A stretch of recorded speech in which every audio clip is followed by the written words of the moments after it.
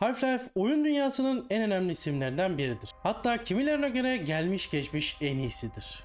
Çıkış yaptığı döneme damga vurması bir yana sektörün gelişimine çok büyük katkılar sağlamış, büyük yenilikler getirmiş muazzam bir başyapıttır. Gerek evreniyle gerek oynanışıyla herkesin takdirini kazanmayı başarmış eşsiz bir eserdir. 1998 yılında çıkış yaptığında birçok insan oyun dünyasının gelebileceği son nokta budur deyip hayranlığını dile getirmekten çekinmemiştir. Video boyunca Half-Life övebilirim, hiç sıkılmadan. Ama bu videonun konusu oyun dünyasının en önemli isimlerinden olan Half-Life için yapılmış şanına yakışır bir remake olan Black Mesa'dır. Yapımı tam 15 yıldan fazla sürmüş bağımsız ama tutku dolu bir çalışma. 1996 yılında sıfırdan geliştirmeye başlayan Half-Life bile 1998 yılında çıkmayı başarmışken mevcut oyunun yenilenmiş ve geliştirilmiş bir versiyonu olan Black Mesa nasıl oldu da ancak 15 yıl sonra çıkış yapabildi? Black Mesa'nın geliştirilmesi neden bu kadar uzun sürdü? Daha da önemlisi orijinal oyun varken neden böyle bir remake'e ihtiyaç duyuldu? Valve böyle bir olaya nasıl tepki verdi? Geliştirici ekip kimdi ve şu an ne yapıyor? İşte bu videoda bu ve bunun gibi soruları cevaplamaya çalışacağım. Bir de benim Half-Life videosu yapalım ısrarımı da dindirmiş olacağız. Bu arada videoda Black Mesa'nın oynanışı, hikayesi, atmosferi gibi konulara değinmeyeceğim. Merak eden arkadaşlarımız ekranda gördüğünüz kanalın videolarına bakmasını tavsiye ederim. Kendisi gerçekten harika işler çıkarmış. Biz de bu serüvenin nasıl başladığını ve nasıl bittiğine bakalım. Hazırsak ve kanala abone olduysak Black Mesa'nın nasıl ortaya çıktığına bakalım.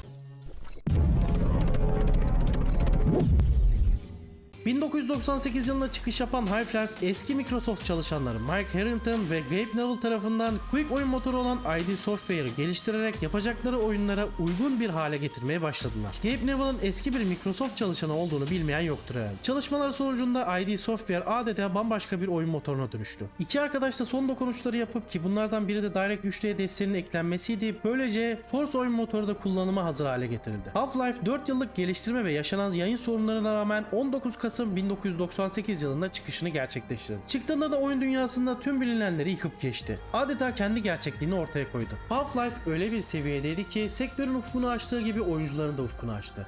Bu tarihten sonra oyuncular böyle bir kalitede oyun oynayamayacaklarını çok sonraları anlayabildi. Half-Life çıkışından yıllar sonra bile konuşulmaya devam etti. Her oyun gibi bu oyunda bir süre sonra yaşlanmaya başlayacaktı ve bundan dolayı Valve firması kendi oyunu motoru geliştirmeye devam etti. Tarih 16 Kasım 2004 yılını gösterdiğinde Valve oyun dünyasının ikinci bombası olan Half-Life 2'yi bırakmıştı. Yenilenen oyun motoru Source ile yapılan bu oyun herkesin nefesini kesmeyi başarmıştı. Kaliteyi öyle bir noktaya çıkardı ki kendisi bile ben bu oyunun üstüne ne yapacağım lan dedi. İşte tam bu noktada Valve çok güzel bir hamle daha yaptı ve ilk oyunu yenilenen oyun motoruyla yapmaya kararı verdi. Kısa bir süre sonra çalışmaları bitiren Valve 1 Haziran 2004 yılında Half-Life Source ismiyle ilk oyunun yenilenmiş versiyonunu yayınladı. İşte Black Mesa'nın da ortaya çıkma süreci tam bu tarihten sonra başlıyor. Çünkü Half-Life Source Valve için tam bir hayal kırıklığı olacak. Birçok oyuncu tarafından Half-Life Source tam bir hayal kırıklığı olmuştu. İlk oyunun kalitesinden çok uzak bir durumdaydı. Yeni oyun motoruna geçmiş olmalarına rağmen oyundaki birçok doku ve modellemelere dokunulmalı bile. Oynanabilirlik sağlanamamış birçok teknik hata ile karşılaşılmıştı. Tüm bunlar hayranlar tarafından büyük bir eleştirilere sebep oldu. İnsanların büyük bir tutkuyla bağlandıkları oyunun tabiri caizse yarım yamalak çıkması herkeste büyük bir şok etkisi yaratmıştı. Hem grafiksel olarak bekleneni vermedi hem de oynanış olarak insanları tatmin etmedi. Teknik başarısızlıktan bahsetmiyorum bile. Valve gibi bir firmanın böyle bir hata yapması olacak iş değil. Yayınlanan ilk sürüm daha sonrasında yayından bile kaldırıldı. Gabe Newell'ın Half-Life'ın hayranlar tarafından tekrar yapılması kaçınılmazdı açıklamasından sonra birkaç öğrenci toplanıp elini taşın altına koydu. Adam Ingalls projeye sonradan dahil olan gönüllerden biriydi. Ama sonrasında almış olduğu sorumluluklar onu ekip lideri yapacak ve Crowbar Collective şirketini kurup bu projeye kurumsal bir kimlik kazandıracaktı. Proje ilk etapta 13 gönüllü kabul edildi. Birbirinden yetenekli ve tutkulu 13 babayı. Bu ekip çalışmalara başladıklarında acaba dünyanın en iyi remake'lerinden birini yapacaklarını hayal etmişler miydi? Herhangi bir deneyimleri ve parasal destekleri olmamasına rağmen hayran oldukları bir oyunu daha iyi bir hale getirebileceklerini biliyor muydu? Her şeyden önemlisi böyle önemli bir markanın yeniden yapımına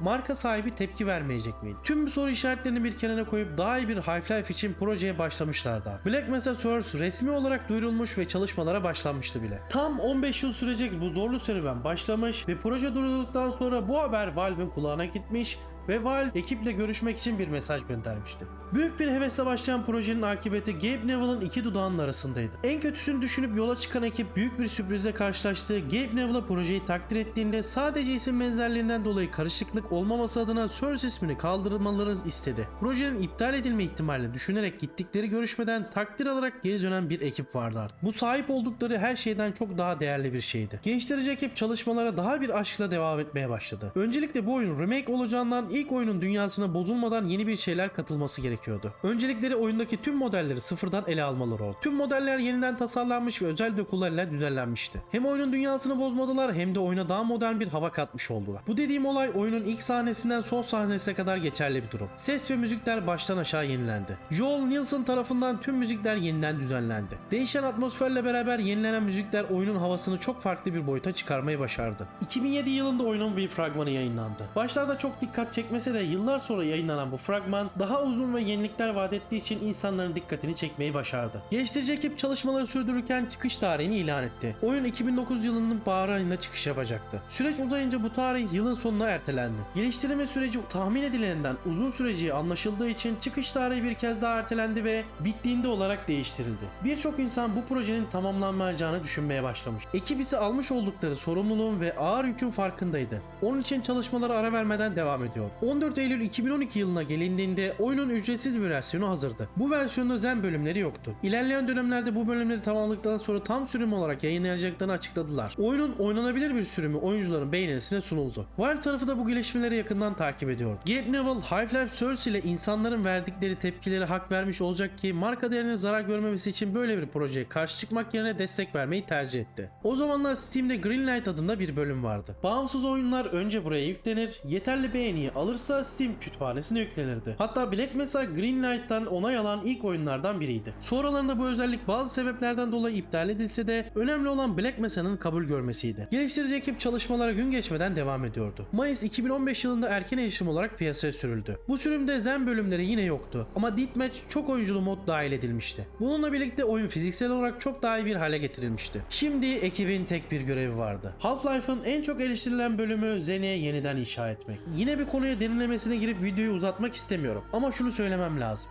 Zenoğlu böyle yenilik görmedi. Nasıl olur da bağımsız bir güruh Valve'in yapmış olduğu bölüm tasarımının özünü bozmadan bu kadar güzel bir hale getirebilirdi. Normalde 2-3 saat süren Zen bölümünü 6 saatlik bir bölüme çevirmek, bunu yaparken de sanat tasarımın noktasında eşsiz bir eser ortaya koymak nasıl bir başarı örneğidir. Black Mesa'yı bu kadar güzel yapan özellik nasıl olur da Half-Life'ın en çok eleştirilen bölümü olabilirdi? Bu olay oyunlardaki tutkunun dışa vurumu değil de nedir? Aralık 2020 yılında 6 saatlik oynanışa sahip Zen bölümüyle Black Mesa artık tam sürüm olarak yayınlanmıştı. Hem de ücretsiz bir şekilde. Amaçları oyun yapmak olanların sektöre verdiği büyük bir hizmet. 15 yıl boyunca oyunu geliştiren ekip geliştirme sürecinde en çok Zen bölümünde zorlandı. Sırf daha kaliteli bir deneyim sunabilmek adına tüm Zen'i baştan sona dizayn etmek hem büyük bir risk hem de çok zahmetli bir işti. Tutkuyla başladıkları işi aceleye getirmeden hayranlar tarafından ne bekleniyorsa onu yapmaya çalıştılar. Tam sürüm yayınlanıp oyuncuların deneyimine açılınca yaptıkları bu hareketin de ne kadar doğru ve yerinde bir karar olduğunu bir kez daha anladılar. Bitmek bilmeyen koca 15 yıl. Karşılığı ise herkes tarafından kabul görmüş, dünyanın en başarılı remake'lerinden birini yapmış olmaktı. Büyük bir saygıyı fazlasıyla hak ediyorum. Şunu demesem içime dert olur. Oyun dünyasının en büyük devlerinden biri dediğimiz malum firmanın Trilogy adı altında milleti tokatladığı oyunları gördükten sonra bu oyunu övmemek ayıp olur. Gerçekten elinize, emeğinize, yüreğinize sağlık. Neredeyse hiç kimseden maddi bir destek görmeden ve çok az sayıda çalışanla uzaktan çalışmak zorunda kalmalarına rağmen yılmadan, bunalmadan tutkularını gerçekleştirmek için mücadele etmeye devam ettiler. Sonralarında Adam Ingalls tarafından kurulan Crowbar Collective şirketi Black Mesa'yı yayınladıktan sonra yeni bir proje yayınlamadılar. Adam Ingalls bir röportajında başka bir Valve oyunu projesi olacak mı sorusuna artık yeni bir iş yapmak istiyoruz cevabı vermişti. Black Mesa ilk ve tek remake işleri olmuştu. Her ne kadar yeni bir proje yapmak istediklerini bilsek de şu an duyurulan yeni bir çalışmaları yok. Black Mesa'nın yorgunluğunu atmak kolay olmasa gerek. Bir tutkuyla başlayan serüven böylece noktalanmış oldu. Bizler de bu yolculuğu kısaca anlatmaya çalıştık. Muhakkak eksiklerimiz olacaktır. Söz konusu Half-Life olunca ne anlatırsanız anlatın hep bir şeyler eksik kalacaktır. Onun için şimdiden affınıza sığınarak bu videoyu burada bitirmek istiyorum. Bu haftalık da bizlerden bu kadar. Hem bizleri desteklemek hem de motivasyonunuzu yükseltmek için kanala abone olmayı ve yorum yapmayı unutmayın. Aynı zamanda açıklamalar kısmında linkini bulabileceğiniz podcastlerimizi dinlemeyi unutmayın. Arzu ederseniz kanala katılarak veya süper teşekkür kullanarak bizlere de Macintosh destek verebilirsiniz. Unutmayın ki oyunlar öznel bir nesnedir. Kişiden kişiye farklılık göstermesi de doğaldır. Bir sonraki videoda görüşünceye kadar Half-Life'la kalın.